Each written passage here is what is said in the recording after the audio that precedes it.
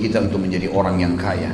Kaya memiliki materi yang sumbernya jelas dari hal-hal yang halal. Dari mana dalilnya Ustaz?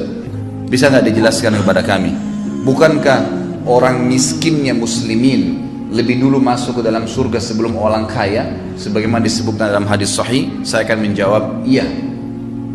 Dan ulama merincikan kenapa orang miskin lebih dulu masuk ke dalam surga, karena hisab mereka lebih cepat. Bukan berarti mereka mengalahkan orang-orang yang kaya. Sampai ulama berselisih pendapat dan ujung-ujungnya paling banyak pendapat tentang masalah mana yang lebih afdal. Orang kaya yang suka bersyukur dengan orang miskin yang suka bersabar. Mana yang lebih afdal posisinya? Ujung-ujungnya adalah mereka menemukan ternyata orang yang kaya bersyukur lebih afdal daripada orang yang miskin sabar. Dua-duanya punya potensi, dua-duanya punya fadilah. Tapi di sini ternyata ada hal yang luar biasa yang kadang-kadang luput dari kaum muslimin. Saya jelaskan beberapa dalil ikhwas sekalian. Tentu ini bukan menyalahkan teman-teman kita yang miskin, tidak. Karena Anda miskin pun bisa mengubah nasib. Karena miskin itu masuk dalam takdir ikhtiar. Masuk dalam takdir ikhtiar, itu potensi. Allah berikan waktu kita sama semuanya. Ya, samanya itu adalah 24 jam. Semua punya mata dua, punya kuping dua, tangannya dua, kakinya dua. Semua punya potensi yang sama. Waktunya sama-sama 24 jam. Sama-sama lahir dari rahim seorang ibu. Kenapa kok ada orang yang maju dan ada orang yang tidak maju? Ini yang butuh kita ya korek. Apa kira-kira rahasianya? Apa kira-kira rahasianya? Ternyata dalam Islam banyak sekali dalil yang mendongkrak kita untuk menjadi orang yang sukses dunia dan juga akhirat. Saya angkat pertama misalnya dalilnya, ulama mengatakan rukun Islam itu ada 5, semuanya wajib. Tetapi 5 rukun Islam ini dari syahadat, salat, zakat, puasa Ramadan dan haji, semuanya wajib, cuma dibagi 3 lagi oleh para ulama. Yang pertama adalah wajib, tidak ada toleransi di situ, tampaknya pasti kafir. Itu adalah syahadat dan salat. Ini jelas, mutlak. Syahadat, tanpa syahadat seseorang itu dikatakan kafir. Dia tidak syahadat, oleh syahadat dia jadi muslim. Kecuali lahir dalam keadaan Islam, berarti dianggap sudah terwariskan dari orang tuanya. Karena otomatis orang tuanya akan selalu mengajarkan kepadanya masalah syahadat. Kalau masalah sholat, yang meninggalkan secara pembangkangan, sebagaimana ulama mengatakan hukum tarkus sholah amdan wa jahdan, sengaja dan membangkang, itu kufur. Sebagaimana sabda Nabi SAW, al-ahdu ladhi bainana bainam tarkus salat faman taraka faqad kafar. Perbedaan dasar antara kami dengan orang-orang kafir adalah salat. Siapa yang meninggalkannya maka dia telah kufur.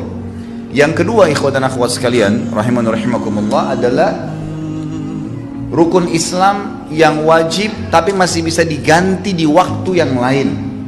Kalau orang itu punya udzur syar'i, puasa Ramadan, kita tahu kalau orang musafir, sakit, wanita haid dan seterusnya, ada udzur syar'i masih bisa diganti, tapi harus diganti. Allah mengatakan dalam Al-Quran, a'udzubillahi minasyaitonirrajim, fa'iddatu min ayyamin ukhar.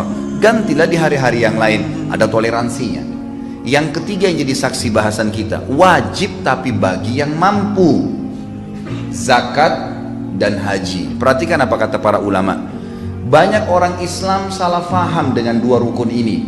Pada saat mereka tidak punya pendapatan, mereka tidak capai nisab atau haul. Nah, nisab terutama secara khusus, masalah hartanya tidak mencapai 85 gram emas dalam 1 tahun masa penyimpanan harta, dia menganggap dirinya tidak akan pernah perlu memikirkan masalah rukun Islam ini. Nggak usah pikir zakat deh, saya tiap tahun biar terima zakat saja.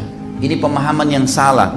Oh, kalau pergi haji biayanya mahal, ya udah saya kayaknya nggak, udah pendapatan gaji saya cuma 1 juta sebulan, 2 juta sebulan, kayaknya saya nggak mungkin pergi haji deh, biayanya sampai 70-80 juta kalau NH+, maka mungkin saya tidak akan pernah haji. Ini pemahaman yang keliru sekali, karena dia akan memvakumkan dirinya dan tidak mau mencapai target itu.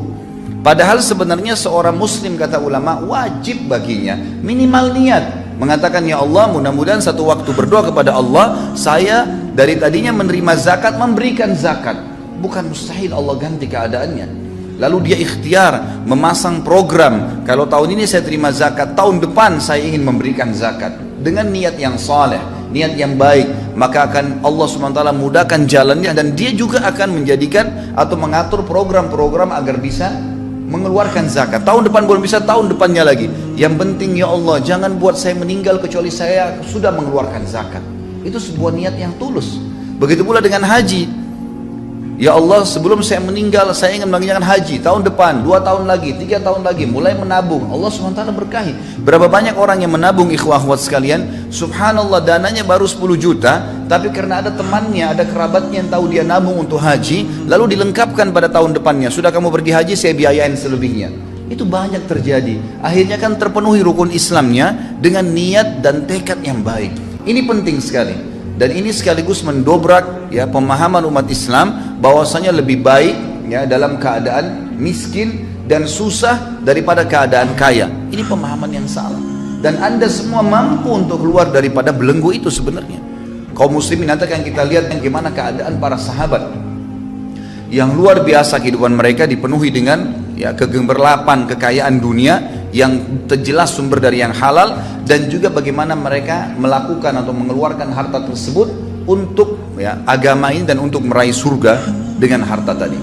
Dalil yang kedua, ikhwah akhwat sekalian, tentang masalah pentingnya orang menjadi orang yang kaya, sebenarnya punya pendapatan. Kaya ini relatif ya, bukan berarti orang sudah punya triliunan rupiah. Kaya itu ulama berikan definisi adalah orang yang sehat badannya, kemudian punya pendapatan yang mencukupi untuk kebutuhan dia, dan juga bisa mengeluarkan untuk sedekah. Itu sudah kaya namanya, karena dia sudah punya pendapatan untuk keluarkan, jadi dia sudah tidak butuh bantuan orang. Itu namanya kaya. Jadi ini relatif, jangan difahamin berarti Ustadz tuntun supaya kita jadi seorang miliarder, bukan itu maksudnya. Tapi Anda sudah punya pendapatan yang mencukupi hidup Anda dan bisa leluasa membantu orang lain walaupun sebatas kemampuan kita. Itu sudah kaya namanya. Sebuah hadis Bukhari bahwasanya telah datang sahabat-sahabat yang miskin kepada Nabi SAW. Sebagian mereka datang lalu berkata, ya Rasulullah, sahabat-sahabat kami yang kaya banyak sekali di Madinah ini, mereka mengalahkan kami dari sisi pahala. Kami sholat, mereka sholat, kami puasa, mereka puasa, kami mengerjakan apa saja ya kegiatan berjihad, mereka berjihad. Artinya mereka melakukan apa yang kami lakukan, semua dapat pahalanya sama. Tapi mereka mengungguli kami karena mereka bersedekah dengan harta mereka. Kami nggak punya itu ya Rasulullah. Ajarkan kepada kami perbuatan amal yang kalau kami kerjakan kami bisa menyaingi mereka dari pahala sedekah mereka itu. Kata Nabi SAW, bacalah Subhanallah 33, Alhamdulillah 33, Allah Akbar 33. Hadis ini kebetulan tidak dikaitkan dengan masalah sholat umumnya, gitu kan? Sebagaimana ada hadis yang serupa, pernah Fatimah meminta kepada Nabi SAW radhiyallahu anha untuk diberikan seorang pembantu untuk membantu beliau. Lalu kata Nabi SAW, wahai Fatimah, maukah saya ajarkan kepada kamu perbuatan yang mengalahkan pembantu itu, mengalahkan, menghilangkan rasa capekmu? Bacalah Subhanallah 33, Alhamdulillah, Allah Akbar 33. Hadis yang serupa tadi terjadi pada awal saya bahaskan. Maka sahabat-sahabat miskin ini pulang lalu mengamalkan. Tidak lama kemudian dalam hadis Bukhari yang dikatakan mereka datang kembali lalu berkata, ya Rasulullah, sahabat-sahabat kami yang kaya mendengarkan sabda Anda dan mengamalkan juga. Artinya apa? Mereka ngalahin kali. Mereka mengalahkan lagi kami dari sisi pahala, karena zikir itu pun diamalin sama mereka. Apa jawaban Nabi SAW? Diberikan kiat yang lain, ya, diberikan ke jalan keluar yang lain seperti tadi diajarkan zikir itu. Jawaban Nabi SAW sederhana, memotivasi sahabat yang miskin, dzalika fadlullahi yu'tihi man yasha. Itu karunia Allah yang Allah kasih kepada siapa yang Dia mau. Maksudnya teman-teman sekalian, mintalah kalian kepada Allah agar bisa bersama-sama dengan orang-orang yang kaya itu. Coba cari karunia-Nya Allah Subhanahu wa taala. Jangan bergerak. Dalam pepatah bahasa Arab dikatakan fa inna harakat barakah, fa inna fi harakatin barakah. Setiap gerak upaya Allah akan nilai dan Allah akan memberikan berkah. Yang salah kalau seorang muslim vakum, bahkan kadang-kadang subhanallah kerja di sebuah tempat yang haram, lalu mengatakan saya mau makan apa ya kalau saya keluar dari sini? Subhanal Khaliq. Lalu Anda waktu di rahim ibu Anda selama 9 bulan pernah berpikir nggak makan dari mana? Ibu kita setengah mati ngunyah makanan, lalu kita mengambil saripatinya. Dia setengah mati minum yang bergizi, ya, yang bernutrisi tinggi dan seterusnya, kita cuma ambil saripatinya. 9 bulan kita nggak pernah pikir makan dari mana. Waktu kita masa anak-anak, belasan tahun, bahkan mungkin Anda sampai SMP, SMA, itu Anda tidak pernah berpikir dari mana orang tua kita dapat uang. Kita cuma tahu butuh bayar ini, butuh beli ini, dan seterusnya. Cuma mengeluh saja dan dibelikan. Dari mana Anda pernah berpikirkah dari mana uangnya? kita makan terus bertahun-tahun. Kenapa setelah 2 tahun, 3 tahun kerja di sebuah instansi yang haram secara agama, konsekuensi tanggung jawabnya besar hari kiamat, lalu Anda mengatakan kalau saya keluar saya mau kerja di mana? Subhanallah, dulu masih bayi, belum punya titel sarjana, tidak pernah takut. Sekarang sudah sarjana ketakutan. Mana iman dan amal soleh kita? Mana keyakinan kepada Allah Subhanahu wa taala? Maka ini harus difahami ikhwan dan akhwat sekalian, bahwasanya Allah Azza wa Jalla akan menentukan dan memastikan janjinya, sebagaimana Allah berfirman, a'udzubillahi minasyaitonirrajim, innallaha la yughayyiru ma biqaumin hatta yughayyiru ma bi anfusihim. Allah enggak akan ubah keadaan satu kaum sampai mereka sendiri mengubah diri mereka. Harus berupaya, berusaha, baru Allah keluarkan, gitu kan? Orang sakit, kata ulama, lebih cepat sembuh dengan dia ikhtiar. Coba tanya, konsultasi sama dokter, minum obat, ikhtiar bertanya, daripada orang yang vakum duduk tidur nanti sembuh sendiri, gitu kan? Pasti berbeda. Maka harus seseorang itu bergerak di dalam agama Islam. Ini jelas sekali. Ini jelas sekali. Baik, contoh yang ketiga, secara rasional saja saya kasih. Masjid ini sekarang, saya ceramah, antum dengar. Kita semua insya Allah dapat pahala kalau ikhlas kepada Allah Subhanahu Wa Taala. Dan semoga Allah tanamkan dalam hati kita keikhlasan itu. Hadir di masjid, sholat tahiyat masjid, kita nunggu antara sholat dengan sholat. Ini juga termasuk insya Allah sampai duhur nanti. Kemudian hadir di majelis ilmu. Banyak sekali fadilah yang kita dapatkan nih. Saya sering kasih contoh di pengajian saya, teman-teman sekalian. Kalau saya sholat, lalu teman saya juga di sebelah sholat, saya mengajak dia, tadi dia nggak sholat, saya panggil, ayo sholat ya, dia sholat. Saya dapat pahala, misal contoh saja dikasih pahala sama Allah 100. Dia juga dapat pahala 100 karena dia sholat, gitu kan? Dua-dua dapat pahala. Tapi saya karena mengajak dia dikasih pahala sama Allah 100 persis pahala dia tanpa dikurangin dari pahala dia. Plus bonus, saya dapat 200 karena ngajak orang. Tapi pernah gak kita berpikir bahwasanya orang yang bangun masjid ini panen pahala semua orang yang sholat? Artinya dari mana orang bisa bangun masjid? Dari harta, ikhwah sekalian. Harus punya uang, harus punya pendapatan. Tapi pendapatannya sumbernya halal, keluarnya jelas kemana, bukan dipakai foya-foya. Bangun masjid. Sabda Nabi SAW dalam hadis sahih dikatakan, man bana baitan lillah bana Allahu lahu baitan fil jannah. Siapa yang bangun di muka bumi rumah untuk Allah, masjid, Allah akan bangunkan baginya istana di surga. Oh Ustaz, saya nggak mampu bangun satu masjid, nggak masalah. Ada hadis lain yang mengatakan siapa yang membangun rumah Allah di muka bumi sebesar cakaran kaki burung di tanah, semampu kita cuma ikutkan 10.000 rupiah, 100.000 rupiah, digabung dengan pembelian semen dan batu bata dan seterusnya, maka Allah akan bangunkan baginya istana di surga.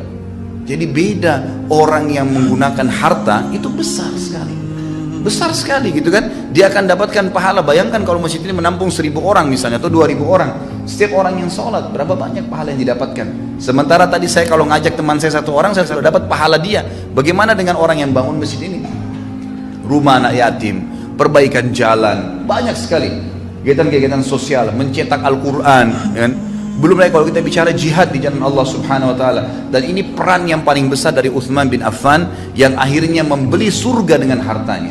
Karena beliau luar biasa dalam menginfakkan hartanya. Dan subhanallah, kata kuncinya di sini, Uthman bin Affan tidak punya ijazah dari Amerika ekonomi. Uthman bin Affan tidak paham komputer zaman dulu. Uthman bin Affan radhiyallahu anhu adalah seorang yang lahir dari Mekah, belum bisa membaca dan menulis. Karena masyarakat Mekah itu tidak bisa membaca dan menulis. Tapi kita lihat nanti bagaimana kekayaan yang Allah Azza wa Jalla bukakan karena satu kata kuncinya, sumbernya halal, kemudian rajin berinfak, itu dibukain sama Allah Subhanahu Wa Taala. Berapa banyak orang yang punya ijazah S1, S2, S3, profesor, biasa saja keadaannya. Berapa banyak orang yang punya perusahaan banyak, besar, mobilnya mewah, tapi pada saat meninggal ternyata utangnya lebih besar daripada asetnya karena terlibat dalam masalah ribawi. Apakah ini dianggap prestasi dunia, ikhwah dan akhwat sekalian? Atau seseorang yang dasarnya memang tidak punya ijazah? Bukan saya katakan Anda vakum, jangan cari ijazah, bukan. Saya ingin membuka wacana, ternyata bukan ijazah yang mendatangkan sebuah rezeki, tapi kita keyakinan kepada Allah Subhanahu Wa Taala sebagai pemberi rezeki yang akan membuka itu, yang akan Allah Subhanahu Wa Taala berikan kepada kita. Sumbernya jelas, halal, dan dikeluarkan di jalan Allah, rajin mengeluarkan jalan Allah. Nah, kita yakin titipan dari Allah, maka secara otomatis Allah akan limpahkan ya apa yang subhanallah kita minta. سوف نبقى هنا كي يزول الألم الألم سوف نحيا هنا سوف يحلو النغم